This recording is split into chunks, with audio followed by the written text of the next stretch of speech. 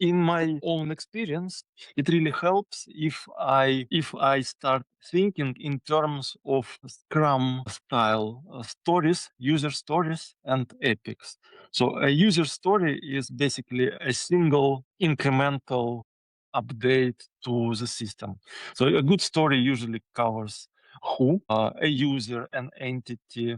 It covers what, the end goal of a story, and why. And the why is very important for the agent to understand the context better. And that's what helps agents to be able to reason independently and come up with solutions and plans that match your expectations.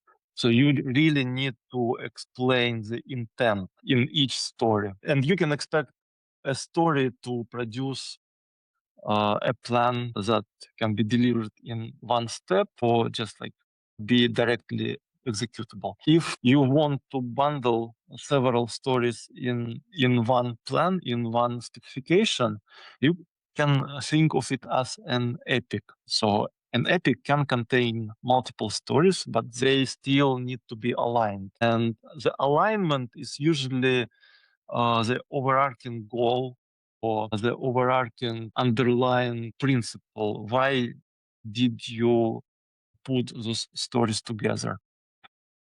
And epics usually produce, so like, and you can expect an epic to produce a multi-phase plan, and that's okay. Agents can totally execute multi-step plans, but you will be rather reviewing the plan and asking the agent to execute each step of the multi-step plan independently. And after each execution step, you'll want to also review the implementation and maybe even interrogate and ask the agent questions like, why did you do that? Why not this? And it's always good to challenge the agent. And the more you challenge the agent, the better solution they are usually able to deliver. So a user story, like as I said, is like I like to think of stories in Scrum terminology. So a story is covers basically who, what, and why.